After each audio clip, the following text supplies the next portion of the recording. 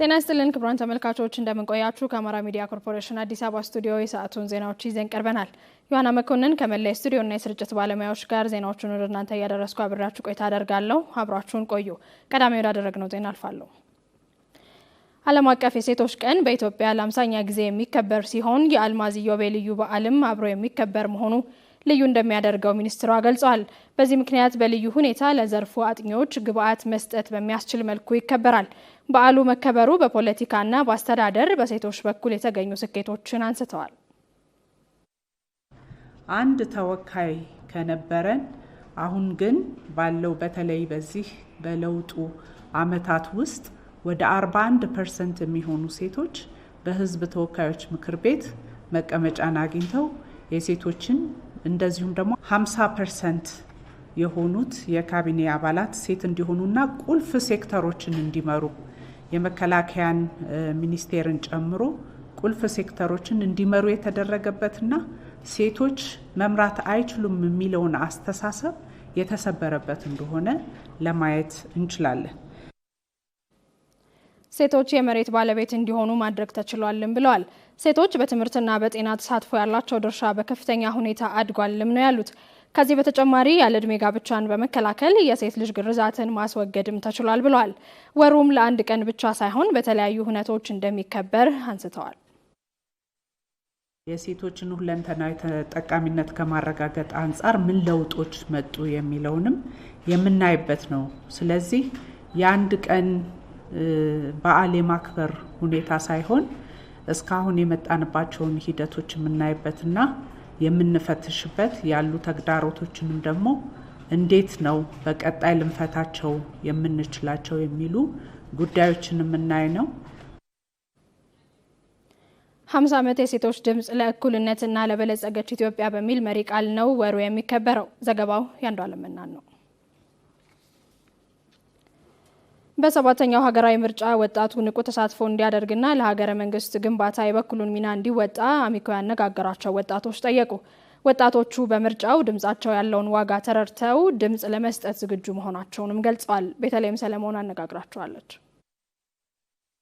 ሰባተኛው ሀገራዊ ምርጫ የፊታችን ግንቦት በመላው ሀገሪቱ ይካሄዳል በዚህ ምርጫ ሁሉም የማህበረሰብ ክፍሎች ተሳትፎ እንዲያደርጉና ይበጀናል የሚሉትን ፓርቲ በድምጽ እንዲመርጡም ይጠበቃል ታዲያ በሂደቱ የወጣቶች ተሳትፎ በጉልህ መታየት እንዳለበት በአዲስ አበባ የሚኖሩ ወጣቶች ተናግረዋል እንግዲህ ወጣቶች በሀገራቸው ምርጫ ላይ በሰፊ መሳተፍ ይኖርባቸዋል ያ ማለትም ደግሞ ሀገረ መንግስትን ከመገንባት አንፃር የወጣቱ ሚና ትልቅ ነው ማለት ነውና በዚህ ላይ ደግሞ ሀገራችን ኢትዮጵያ በዚህ ሰዓት ሰባተኛ ሀገራዊ ምርጫ ለማሰናዳት ዝግጅት እያደረገች ነው ማለት ነውና በዚህ ላይ ወጣቶች ሰፊ ርብር ማድረግ ይጠበቅባቸዋል ይሄንን ስንል ደግሞ ትልቁ ንቁ ተሳትፎ ነው መሳተፍ ያለበት ወጣቱ ዘርፍ ላይ ያለው ነው ማለት ነው ይሄ ስንል ደግሞ ዋነኛው ምክንያታቸው ሊሆን የሚችለው ኢትዮጵያ አብዛኛው ትውልዷ ወጣት ላይ ተገነባ ነው ማለት ነው ወጣቱ እንግዲህ ትላንትና ያለፈና ዛሬ ያለው ሁኔታን አይቶ ይሄን ማለት የለበትም አይኑ የሚመሰክርበት ነገር ስለሆነ በአይኑ አይቶ ወጣቱ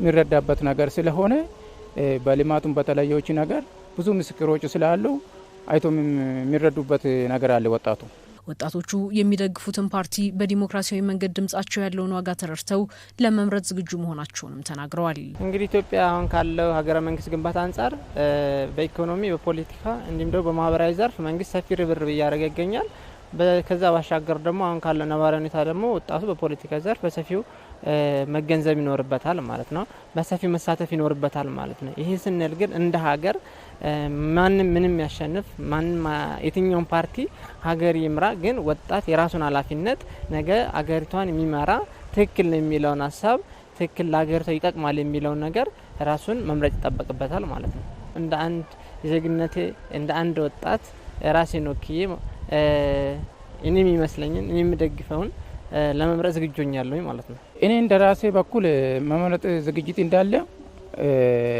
አሁን እንደ ወረዳችም ሆነ እንደ ክፍለ ከተማችም ሆነ መምረጥ ተዘጋጅቼ ነው አለው። እኔ በምርጫ የወጣቶች ሁለንተናዊ ተሳትፎ እንዲጎለብት ከወጣቶቹ ባሻገር አደረጃጀቶችና የሲቪክ ማህበራት ሚናቸውን እንዲወጡም ወጣቶቹ ጠይቀዋል። ወጣቶች በሁሉም በየዘርፋቸው እንደ ማህበራት ተከፋፍሎ እንደ አደረጃጀታቸው የተቀመጡ አሉ። ግን ያው ዋናነት ያው ሲቪክ ማህበራት ይህንን ነገር በሰፊው መውጣት አለባቸው ብዬ አስባለሁ። ገለልተኛም እንደመሆናቸው ማለት ነውና ወጣቶች እንግዲህ ቅድም ብያለሁኝ የሚመስላቸው ለሀገር ግንባታ ይጠቅማል የሚሉት ላይ ርብርብ ማድረግ ይጠበቅባቸዋል ማለት ነውና ይሄ ስንል ራሳቸውን ጭምር ማንኛውም ሰው እንግዲህ በኢትዮጵያ ህገ መንግስት 18 ዓመት በላይ ከሆነ የመመረጥም መብት አለው ማለት ነውና እዚህ ላይ በሰፊው መረባረብ እንዲሁም ደግሞ መሳተፍ ያስፈልጋል ማለት ነው። ማንኛውም ሰው ከ18 ዓመት በላይና የሆነ ሰዎች ማንኛውም ዜጋው ወይም መንጃ ፍቃድ ወይም ስፖርት ወይም መታወቂያ ካለ ማንኛውም ሰው መሳተፍ መምረጥ ይችላል። ስለዚህ ሌላው እንደ ታዛቢ ያለው እንደ ታዛቢ ሆኖ ዲሞክራሲውን ጠብቆ በዲሞክራሲው ማንም ሰው የፈለገ ሰው መምረጥ ይችላል። በሰባተኛው ሀገራዊ ምርጫ ወጣቶች ንቁ ተሳትፎ እንዲያደርጉም ወጣቶቹ መልእክት አስተላልፈዋል። የኢትዮጵያ ኦርቶዶክስ ተዋሕዶ ቤተክርስቲያን ምእመናንና የእስልምና እምነት ተከታዮች የአብይና የረመዳን ጾምን በጉጉት ተቀብለው እየጾሙ ይገኛሉ። የሃይማኖት አባቶችም ምእመናን በጾም ወቅት ከክፋትና ከቂም ተለይተው በይቅርታ በጸሎትና ለተቸገሩ በመድረስ እንዲያሳልፉ ጥሪ አቅርበዋል። እነዚህ የጾም ወቅቶች ለሀገሪቱ ሰላም፣ ለታመሙ ፈውስና ለዜጎች አንድነት የሚጸለይበት መንፈሳዊ መድረክ መሆኑም ተገልጿል። ፋንታነሽ መሐመድ በኢትዮጵያ ኦርቶዶክስ ተዋሕዶ ቤተክርስቲያንና በእስልምና እምነት አማኞች ዘንድ በጉጉት የሚጠበቀው የአብይና ረመዳን አጽዋማት ገብተው አማኞች የየእምነታቸውን አስተምህሮ መሰረት አድርገው ጾሙን እየጾሙ ይገኛሉ። በኢትዮጵያ ኦርቶዶክስ ተዋሕዶ ቤተክርስቲያን በየዓመቱ የሚጾመው የአብይ ጾም ምእመናን ጾማቸውን እየጾሙ ይገኛሉ። ምእመናኑ ጾምን በምን መልኩ ነው እያሳለፉ የሚገኙት ስንል በደብረ ብርሃን ከተማ በቅድስት ሥላሴ ቤተክርስቲያን ተገኝተን ምእመናኑን አነጋግረናል። ጾም ቅድመ ዝግጅቶች አሉ። የተጣሉ መታረቅ፣ ንስሐ ያልገቡ ንስሐ እንዲገቡ እንደዚሁም በፍቅርና በአንድነት ሆኖ ጾሙን ለመጾም ቅድመ ዝግጅት ተደርጎ ያው ጾሙ ይጾማል። እንግዲህ ይሄ አብይ ጾም ማለት መጾም መጸለይ ብቻ ሳይሆን የተቸገሩትን በመርዳት ያጡትን የተቸገሩትን ሽማግሌዎችን አቅመ ደካሞችን በመጠየቅና ያው ለመላው ዓለም ሁሉ ይህን ጸሎትና በረከት የምናገኝበት በመሆኑ አብይ ጾም በመድረሱ ሁላችንም ደስተኞች ነን። ምእመናን በምን መልኩ ነው ጾምን መጾም ያለባቸው ስንል የሰሜን ሸዋ ሀገረ ስብከት የስብከተ ወንጌል ክፍል ኃላፊ የሆኑትን ቀሲስ መላከ ፀሐይ እስጢፋኖስ ስዕሌን ጠይቀናቸዋል። ለእግዚአብሔር በፍርሃት ሆናችሁ ተገዙ ሲባል በሆዳችሁ ቂም በቀል ሳትይዙ ክፋት፣ ተንኮል፣ ምቀኝነት፣ ሸርነትን አስወግዳችሁ ንስሐ ገብታችሁ ሀገር እንድትጠበቅ የታመሙት እንዲፈወሱ የተበተኑት እንዲሰበሰቡ የራቁት እንዲቀርቡ የታመሙት ፈውሰ ስጋና ፈውሰ ነፍስ እንዲያገኙ በይቅርታ ሆናችሁ ጾሙ፣ ጸልዩ ብሎ ነው ያስተማረው። ሀገር ሰላም እንዲሆንና ምእመናኑ ጾሙን በሰላም እንዲያጠናቅቁ ከምእመናን ምን ይጠበቃል? ተሳስበው ተከባብረው ተዋደው በይቅርታ ተጠያይቀው አገሪቷ ሰላም ሆና ነጋዴውም እንዲነግድ አራሽ ገበሬውም በሰላም ወጥቶ እርሻውን አርሶ እንዲመለስ ተማሪውም በስርዓቱ በሰላም ተምሮ ነገ ጠዋት ሀገሪቷን የሚገነባ ሁሉም ክርስቲያኖች መጸለይ ያለባቸው። በእስልምና እምነት አማኞች ዘንድ በታላቅ ጉጉት የሚጠበቀው የረመዳን ጾም ተጀምሯል። ምእመናንም ጾሙን እየጾሙ ይገኛሉ። በተለይ ደግሞ በደብረ ብርሃን ከተማ መስጂደ አልፈትህ ተገኝተን ጾሙ በምን መንገድ ነው እያለፈ የሚገኘው የሚለውን አነጋግረናል። በቅድሚያ ለመላው ሙስሊም ማህበረሰብ እንኳን ለታላቁ ለዝነት ወር ለሆነው ለረመዳን ወር እንኳን አደረሳችሁ ላለሁ። ከዛ ውጪ ያው ረመዳን ያው በጉጉት የምንጠብቀው እጅግ በጣም ተወዳጅ ተናፋቂ የዝነት ወር እንደመሆኑ መጠን በመጾም ቁርአን በመቅራት ምስኪኖችን በማሰብ እንዲሁም በማስፈጠር የምናሳልፈው ነውና እጅግ በጣም በጥሩ ሁኔታ ጀምረናል። በመስጂዱ የእምነት አባት የሆኑትን ሼህ መሐመድ የሱፍንም ምእመናኑ ጾሙን በምን መልኩ ነው መጾም ያለባቸው ስንል ጠይቀናቸዋል። ይሄ ረመዳን ደግሞ ሸርጥ አለው። ሲጦም ጎም የተባለን ትቶ ይቅርታ ብሎ ጎም ያለው ተሰው ጋራ ያንን ሊላህ ብዬ ላላህ ብዬ ትቻለሁ ወስፈህ ይስፈህላሁ ይቅርታ በል አላህም ይቅር ይልሃል ብሏቸዋል። ወምን ትቶ ነው እኔ ወሳሪዑ ኢላ መግፊረቲ ሚን ረቢኩም ወጀነቲን ዐርዱሃ ሰማዋት ወልአርድ ወደ ጀነት ተቻኮሉ። በተለይ ከሰላም ጋር ተያይዞ ጾሙ በምን ሁኔታ ማለፍ አለበት፣ ለሰላም ያለው አበርክቶ ምን መሆን መቻል አለበት ስንልም ጥያቄያችንን አክለናል። ከሰላም እንዲጠናቀቅ ዘካ አወጣችሁ፣ ሁለተኛ ደግሞ ተዘካ ቀጥላችሁ አፍ ተባብላችሁ በአኺር ሰርታችሁ ለይትል ቀኑ ጎንበስ ቀና ብላችሁ የሆነ እንደሆነ በሰላም ይጠናቀቃል። አማኞቹ የተጀመረውን ጾም ፈጣሪን በመፍራት በመስገድና በመጸለይ ማሳለፍ እንደሚገባቸውም የሃይማኖት አባቶቹ መልእክታቸውን አስተላልፈዋል።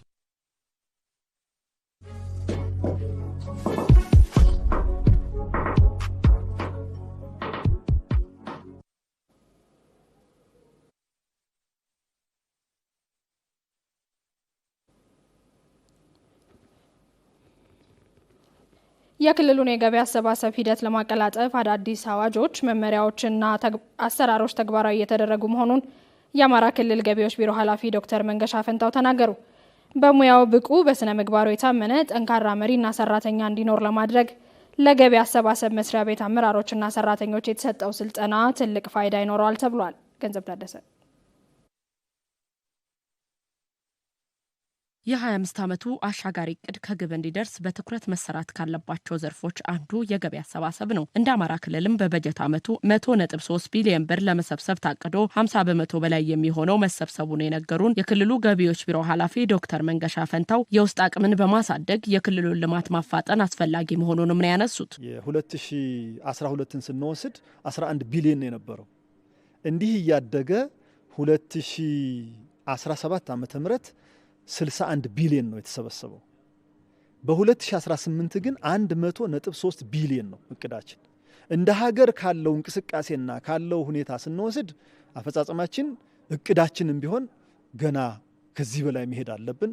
ህዝባችንን ማገዝ አለበት። ከዚህ በላይ አቅደን በየደጃችን ልማት እንዲመጣ እንደምናየው ዛሬ ደብረ ብርሃን ከተማን እንዳየነው ሌሎች ከተሞቻችን እንዳየነው አሸብርቀው በኮሪደር ልማታቸው ፋብሪካዎች የኢንዱስትሪ ዋና ከተማ ሆነው ማዕከል ሆነው እያየን ያለነው በሚሰበሰበው ገቢ በሚሰሩ መሰረተ ልማቶችና በመናደርገው አቅርቦት ነው። ይህን ሐሳብ የሚጋሩት የደብረ ብርሃን ከተማ አስተዳደር ተቀዳሚ ምክትል ከንቲባ አቶ በድሉ ብሸት በከተማዋ እየታየ ላለው ልማት የገቢዎች ሚና የጎላ መሆኑንም አንስተዋል። የኢንዱስትሪ ፍሰቱ ያልቀነሰበት ከተማ ነው። ለዚህም የዘላቂ ሰላም አስተሳሰብ የገባው ማህበረሰብ ተፈጥሯል ብለን ነው የምናስበው። በሁለተኛ ደረጃ ለልማቱ ያለው መነሳሳት የኢትዮጵያ የከተሞች ሞዴል ማሳያ ሆኗል። እየሆነ የመጣ ከተማ ነው። ሞዴል ማሳያ እንዲሆን ደግሞ የሚስፋፉ መሰረተ ልማቶች እናንተ በምትሰሩት እናንተ በምታደርጉት ጥረት ነውና የገቢዎች ውጤት ነው የደብረ ብርሃን ከተማ መስፋፋት ብለን ነው እኛ የምንገመግመውና ለዚህ ክብርና ምስጋና ልናቀርብላችሁ ነው የምፈልገው። ግብር እንዲሰበሰብ ብዙ መስዋዕትነት ተከፍሏል ያሉት የሰሜን ሸዋ ዞን ምክትል አስተዳዳሪ አቶ ተክለየስ በለጠ በዞኑ የኢንዱስትሪዎች መስፋፋት የገቢ አቅምን ለማሳደግ የሚያስችል መሆኑንም የእንሳሮን ወረዳ ለአብነት በማንሳት አስገንዝበዋል። የታክስ ቱ ጂዲፒ ሬሾውን ወደ 15 እና 16% በመካከለኛ ዘመን ለመፈጸም በእቅድ ተይዞ እየተተገበረ ይገኛል። ይሄ እቅድ ሊሳካ እንደሚችል የሰሜን ሸዋ ዞንን ብቻ ወስደን ስናይ በርካታ ማሳያዎች አሉት ብሎ ሊወሰድ ይችላል። ለዚህ ደግሞ በዚህ ዓመት ከእንሳሮ የለሚ ናሽናል ሲሚንቶ ካለበት ብቻ 1.1 ቢሊዮን ብር እንሰበስባለን። ከሙያተኞችም ከአመራሩም የሚጠበቀው አሁን የጀመርነውን መስዋዕትነትና ዋጋ እየከፈሉ መቀጠል ነው። የአማራ ክልል ከፍተኛ ኢኮኖሚ እንቅስቃሴ ያለበት ነው። ይህንንም ገቢ አሟጦ ለመሰብሰብ የታክስ ስርዓቱን ለማዘመን የሚያስችሉ ተግባራትና አዳዲስ አሰራሮችም ተግባራዊ እየተደረጉ እንደሚገኙ ነው የተገለጸው። 2018 እንዳያችሁት የክልላችን ምክር ቤት ያጸደቃቸው የገቢ ግብር አዋጅ አለ 301/2017 ኤግዛይዝ ታክስ አዋጃችንም ተከልሷል እንደገና ጸድቆልናል። የቴምብር ቀረጡም እንደዚሁ በአዲስ መልክ ታይቶ ጸድቆልናል። ስለዚህ እነዚህ አዋጆች አዳዲስ አሰራር ይዘው መጥተዋልና ግብር ከፋዮቻችን የተሳሳተ ውሳኔ እንዳይደርስባቸው እዚህ አዋጆች ላይ ልዩ ስልጠና አዘጋጅተን የክልሉ መንግስት በጀት መድቦ ያው ስልጠናው እየተሰጠ ነው ያለው። ስልጠናውን የወሰዱ የገቢ ሰብሳቢ መስሪያ ቤቱ ሰራተኞች ይህ ስልጠና አቅምን የሚያጎለብት እንደሆነ ምን የተናገሩት አዳዲስ አዋጆችና ደንቦች መመሪያዎች የወጡበት ጊዜ በመሆኑ ስልጠናው ተገቢና አስፈላጊ ነበር። ስልጠናው አቅምን የፈጠረ አዋጆች፣ ደንቦች፣ መመሪያዎች ላይ ክፍተትን የለየ ስልጠና ነው። የተሻሻለውን አዋጅ እያንዳንዶቹን አንቀጾች በዝርዝር በሚገባን መልኩ ጊዜ ወስዶ ስልጠና ወስደናል። በዚህም መሰረት አጠቃላይ አሰራሩ ላይ ግልጽ ግንዛቤ ይዘናል ማለት ነው። ስልጠናው ያለ ሀብትን በመለየት የገቢ አቅምን አሟጦ ለመሰብሰብ የሚያስችል እንደሆነም ነው የተነገረው። በራሱ ጥሩ ስነ ምግባር ያለው ባለሙያ እንዲሆን ያደርጋል። ስልጠና አቅም ሲጨመር የመስራት እድላችን ይጨምራል። ዞሮ የመጨረሻ ግባችን ታማኝ ግብር ከፋዮችን ፈጠርንም ከዛ ቀጥሎ የሚመጣው ሀብትን ወደ መንግስት ካዝና ማምጣት ነው። መግባት የሚገባውን ብር ማምጣት ነው። ይሄንን እንደ ስንቅ ይዘን ቀጣይ ላይ ያልሰበሰብነውን ግብር በመሰብሰብ ህብረተሰቡን በማስተማር ህብረተሰቡ የኔነት ስሜት መንፈስ ይዞት ግብሩን እንዲከፍል የማድረግ ትልቅ ስንቅ ተሰጥቶናል። ይሄንንም እናደርጋለን ብለን እናስባለን። ዋናው ትኩረት መደረግ ያለበት የግል ጥረት የሚጠይቁ አሉ። የገቢ ተቋሙን ጥረት የሚጠይቁ የአመራሩን የገቢ ተቋም ኃላፊውን ጥረት የሚጠይቁ የባለሙያዎችን ጥረት የሚጠይቁ እንደ ወረዳ ደግሞ የጠቅላላ አመራሩን ጥረት የሚጠይቁ ገቢዎች አሉ። እነዚህን ጥረት የሚጠይቁትን ገቢዎች ለይቶ መረባረብ ግድ ይላል ማለት ነው። አሰራሮቹ የገቢ አቅምን ከማሳደግ በተጨማሪ የግብር ከፋዩን ቅሬታ መፍታት የሚችልና ፍትሃዊ ግብር እንዲከፍሉ የሚያስችል መሆኑም ተነግሯል። ከነበረው አሰራር ለየት ያለና የተሻለ ትጥቅ የሚያስታጥቅ ወደ ትክክለኛ ውሳኔ ሲወስኑ ስተት እንዳይኖር የቁጥር ችግር ወደ ላይ ወደ ታች እንዳይኖር አድርጎ አጥቦ የተሻለ አቅም የሚሆናቸው ስልጠና ነው የተዘጋጀው። በርካታ የኦዲት ፋይሎች በየተቋማችን ተቀምጠው ይታያሉ ተከማችተው፣ በተለይ ደግሞ በትልልቆቹ ከተሞች። ስለዚህ እነዚህን ፋይሎች ፈጥኖ ኦዲት የማድረግ ፈጥኖ ውሳኔ የመስጠት ግብር ከፋዩ ውሎ አድሮ ረጅም ጊዜ ወስዶ ውሳኔ ከሚደርሰው እዛውኑ ውሳኔ ሰጥቶ ፈጥኖ እንዲከፍልና ለቅጣትና ለወለድ እንዳይዳረግ ማድረግ ይገባናል። ስለዚህ ፈጣን አገልግሎት መስጠት ትልቁ ቁልፍ ተግባራችን ነው ማለት ነው። ከውሳኔ አኳያ ቴክኖሎጂውን መጠቀም የግብር መሰረቱን በማስፋትና ፍትሃዊ የታክስ ስርዓትን በመዘርጋት ሂደት ውስጥ የሁሉንም የባለድርሻ አካላት ርብርብ የሚጠይቅ መሆኑም ተመላክቷል። በመጨረሻ አጫጭር ዜናዎችን ወደ እናንተ እናደርሳለን። መሰረት መግዣ ታቀርባቸዋለች። ተከታትለን እንመለስ።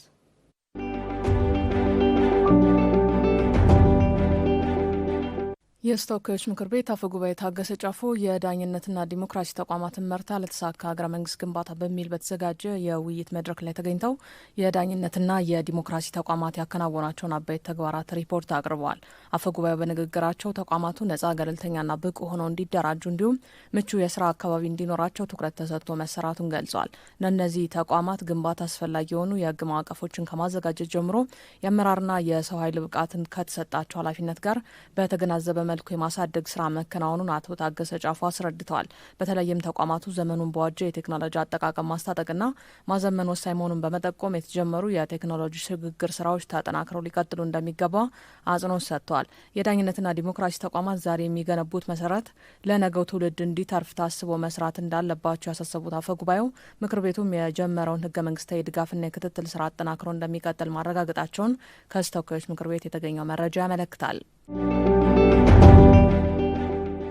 የኢትዮጵያ ንግድ ባንክ ለአምራች ኢንዱስትሪው ዘርፍ እያደረገ ያለውን ዘርፈ ብዙ ድጋፍ አጠናክሮ እንደሚቀጥል የባንኩ ፕሬዚደንት አቤ ሳኖ ገለጹ። የብሔራዊ የአምራች ኢንዱስትሪ ካውንስል ከፍተኛ የስራ ኃላፊዎች በሸገር በቢሾፍቱና በአዳማ ከተሞች በሚገኙ ልዩ ልዩ አምራች ኢንዱስትሪዎች በመገኘት የመስክ ምልከታ አድርገዋል። የመስክ ምልከታው በኢንዱስትሪዎች አካባቢ ያሉ ማነቆችን በቅርበት ለመረዳትና በካውንስሉ አማካኝነት ፈጣን መፍትሄ ለመስጠት ያለመ መሆኑ ተመላክቷል። የካውንስሉ አባል የኢትዮጵያ ንግድ ባንክ ፕሬዚደንት አቤ ሳኖ ባንኩ ለአምራች ኢንዱስትሪው ዘርፍ እያደረገ ያለውን ዘርፈ ብዙ ድጋፍ አጠናክሮ ይቀጥላል ብለዋል። ባንኩ በዘርፉ ያሉ እውነተኛ ችግሮችን በመለየት በፋይናንስና በውጭ ምንዛሬ በኩል የሚጠበቅበትን ድጋፍ እያደረገ ይገኛል ብለዋል። የኢትዮጵያ ንግድ ባንክ ከሚሰጠው አጠቃላይ ብድር ውስጥ ከፍተኛውን ድርሻ የያዘው የኢንዱስትሪ ፋይናንስ መሆኑን ነው ፕሬዚደንቱ የተናገሩት። ከባንኩ የብድር አቅርቦቶች መካከል ከ45 በመቶ በላይ የሚሆነው ለአምራች ኢንዱስትሪው ዘርፍ እንደቀረበም ገልጸዋል። ዲጂታል ኢትዮጵያ ስትራቴጂ ዜጎች ፈጣን አገልግሎት እንዲያገኙ እንደሚያስችል የሰመራ ዩኒቨርሲቲ የምርምርና ቴክኖሎጂ ሽግግር ምክትል ፕሬዚደንት አደም አሊ ተናገሩ። የዲጂታል ኢትዮጵያ 2030 ስትራቴጂ ትግበራ በሁለንተናዊ ዘርፍ በተለይም የትምህርት ጥራትንና ተደራሽነትን ለማረጋገጥ አጋዥ ሚና ይኖረዋል ብለዋል። የሰመራ ዩኒቨርሲቲ የምርምርና ቴክኖሎጂ ሽግግር ምክትል ፕሬዚደንት አደም አሊ ዲጂታል ኢትዮጵያ ስትራቴጂ አጠቃላይ የኢኮኖሚ ስርዓቱን ለማዘመን እያገዘ መሆኑን ገልጸዋል። ዘመኑ ያፈራውን የዲጂታል አሰራርን በማድረግ በቀላሉ መግባባት መረጃ ችን መቀባበልና በተለይም የግብይትም ሆነ ሌሎች አገልግሎቶችን በፍጥነት ለማግኘት እንደሚረዳ ነው የገለጹት። ክቡራን ተመልካቾች ከአማራ ሚዲያ ኮርፖሬሽን አዲስ አበባ ስቱዲዮ ለሰዓቱ ያዝናቸው ዜናዎች እነዚህን ይመስሉ ነበር። አብራችሁን ቆይታችሁ ስለተከታተላችሁን ምስጋናችን ከልብ ነው። በያላችሁበት መልካም ጊዜ ይሁንላችሁ።